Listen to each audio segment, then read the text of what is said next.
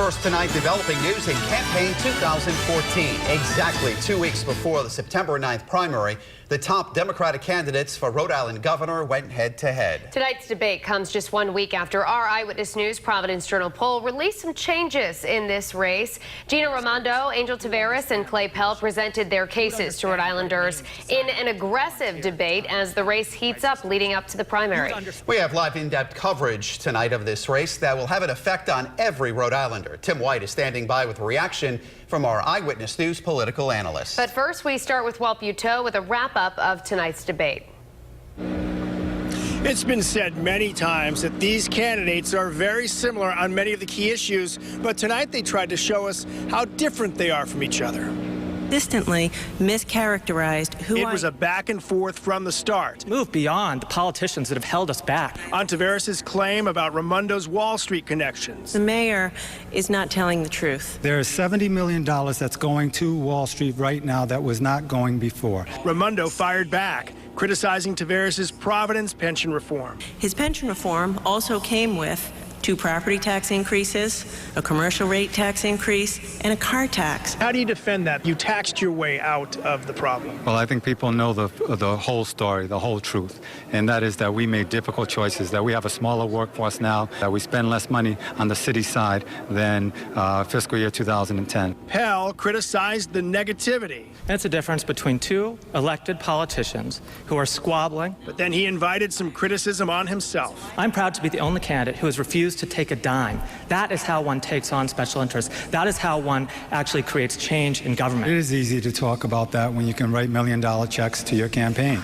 Is it fair that you have that bank account to inject into your account? Campaign finance is totally broken. There is a real problem of special interest money in politics. And I'm proud that I have refused to take a dime from political action committees. We need high-paying jobs. Raimondo touted her ability to create jobs, but took heat for her cool Narragansett beer commercial that mentioned 1,000 jobs she helped create. Did you create the jobs in Rhode Island, or were they created elsewhere? Some were created, about 80 to 100 were created in Rhode Island. Many were created elsewhere. The point of the ad was that I have experience working with companies to create jobs.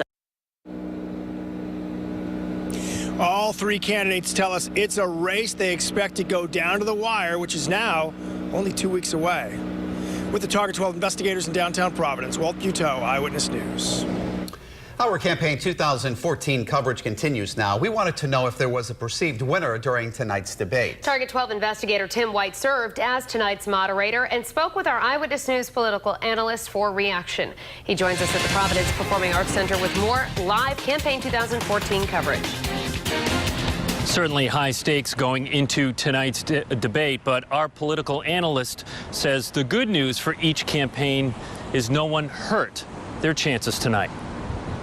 What she also doesn't mention is that... What a difference 2 months make. Did anyone win tonight? Well, I thought tonight, Tim, they were all a lot better than they were back in June. Eyewitness News political analyst Joe Fleming says the sometimes fiery exchange was in stark contrast to past debates. I would say they all did a very good job tonight. I think Gina was probably the smoothest of all 3 of the candidates. I'm running for governor to be the jobs governor, and I'm the only one up here who has experience creating jobs. They all brought something tonight. Angel, I thought, was a lot more aggressive than it was last time. I asked people at home, would you hire someone who's had 9 jobs in 8 years? Would you hire someone who's had 9 jobs in 8 years? That's what we're talking about. Clay Pell was definitely more aggressive. When it comes to job creation, you know, the treasurer just talked about Narragansett beer. My campaign alone has created more jobs in the state of Rhode Island than Narragansett beer. But Fleming says both Taveras and Pell at times set their sights on Raimondo. Well, I think he still realizes Gina's the one in the lead. Last WPRI, Providence Journal poll showed Gina up by 5 points. I mean, Angel's in second place with Pell right behind him, but he has to catch the first place person.